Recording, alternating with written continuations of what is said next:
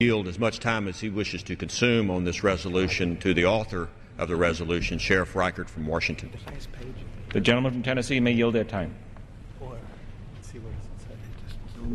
The gentleman from Washington is recognized. Thank you, Mr. Speaker, and thank you, my good friends, for allowing me to be a little bit late and have an opportunity to speak on this bill. I stand here today, Mr. Speaker, as a former sheriff, and I also stand here today as a former member of the law enforcement community for 33 years. This is a new world for me, and it's a proud moment to be here and introduce this bill and have the support that we have here today from both sides of the aisle. And I know from firsthand experience that challenges associated with our communities and keeping them safe. And the truth is that safety and security is the business of every citizen, and we all have to work together to make this country safe, to make our communities safe, to keep our neighborhoods safe. And we always have to remain vigilant and always watching out for our neighbors' homes and our own homes to keep them safe.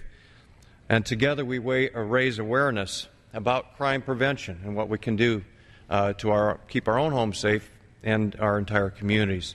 So I'm pleased today to support my resolution to designate the first week of October as Celebrate Safe Communities Week and recognize October as Crime Prevention Month.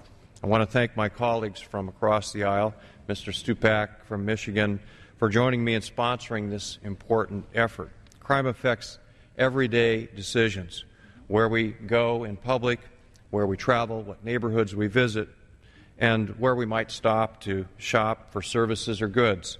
Although the national crime rate has gone down in recent years, many cities and communities are actually seeing a rise in crime rates over the past year or so.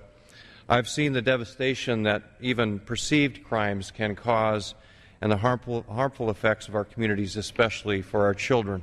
Children sometimes will feel threatened even going to school. And we've had to pass laws for school safety and school violence. And it's a sad state of affairs today when we recognize that our children are sometimes not even safe on the school grounds and the playgrounds of our schools across the country.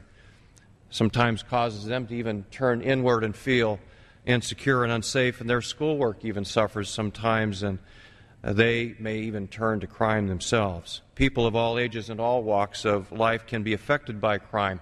Increases in crime can harm the economy, as we know, and residents stay away from local businesses in certain neighborhoods because they might feel it's unsafe to shop there and do business there. Crime also affects residents' comfort and willingness to work with law enforcement on community safety initiatives. So sometimes community policing efforts and working with the community will suffer if we don't all engage in ensuring our communities are safe. By engaging in the community with efforts such as Celebrate Safe Communities Week and Crime Prevention Month, connections to deter and prevent violence can be made between members of law enforcement and their communities to serve and protect the public.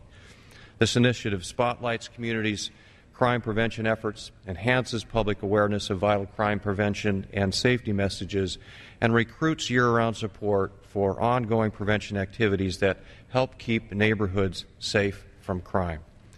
Crime Prevention Month highlights the positive effects that prevention efforts have on a community through community events, public service organizations, and public service announcements, and other coordinated activities.